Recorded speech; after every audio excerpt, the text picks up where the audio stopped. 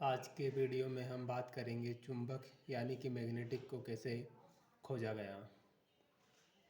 कहते हैं कि प्राचीन यूनान में एक गडरिया रहता था। उसका नाम मैग्नस था और वह अपनी भेड़ों तथा बकरियों को पास के पहाड़ों पर चराने के लिए ले जाता था। भेड़ों पर नियंत्रण के लिए वह एक छड़ी रखता था और उस छड़ी के एक सिरे पर लोहे की टोपी लगी होती थी। एक दिन पहाड़ पर एक चट्टान के ऊपर से उसे छड़ी उठाने में बहुत जोर लगाना पड़ा तो वह आश्चर्यचकित हुआ। चट्टान छड़ी को अपनी ओर आकर्षित करती प्रतीत हो रही थी। यह चट्टान एक प्राकृतिक चुंबक थी और इसने गडरिये की छड़ी की लोहे की टोपी को अपनी ओर आकर्षित कर लिया था। कहा जाता है कि इस प्रकार प्राकृतिक चुंबक की खोज हुई और संभवतः इस गडरिये के नाम पर उस पत्थर को मैग्नेटाइट नाम दिया गया। मैग्नेटाइट में लोहा होता है और कुछ लोगों को विश्वास हो गया कि यह मैग्नेटाइट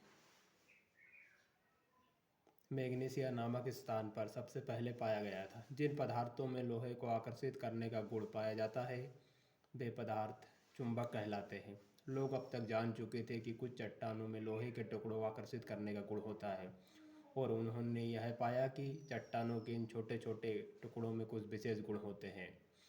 आश्चर्य रूप से मिलने वाले इन पदार्थों को उन्होंने चुंबक कहा। उसके पश्चात लोहे के टुकड़ों से चुंबक बनाने की विधि का आविष्कार हुआ जिन्हें कृत्रिम चुंबक कहा जाता था। आज चुंबक के विभिन्न आकार होते हैं। किसी भी आकार के चुंबक मार्केट में देखे जा सकते हैं। चुंबक के विशेष गुण। मैग्नेटाइट एक प्राकृतिक चुंबक है। चुंबक लोहा, निकिल, कोबाल्ट जैसे कुछ पदार्थों को आकर्षित करता है और ऐसे पदार्थों को चुंबक के पदार्थ कहते हैं।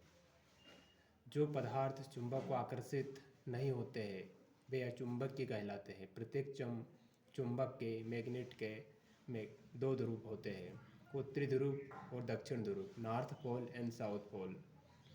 जब आप किसी भी चुंबक को स्वतंत्रतापूर्वक ऊपर लटकाते हैं तो यह सदैव उत्तर और दक्षिण दिशा में आकर रुकता है। दो चुंबकों के असमान ध्रुवों को जैसे कि नॉर्थ और साउथ पोल को आपस में लाएंगे तो वह चिपक जाएंगे यानी कि आकर्षित होंगे, और जैसे ही आप साउथ और साउथ पोल को आपस में लाएंगे तो यह अपने आप दूर जाएंगे। चुंबक मैग्नेट से जुड़े अधिक जानकारी के लिए नेक्स्ट वीडियो को देखें। हमारे चैनल को लाइक एंड सब्सक्राइब करें।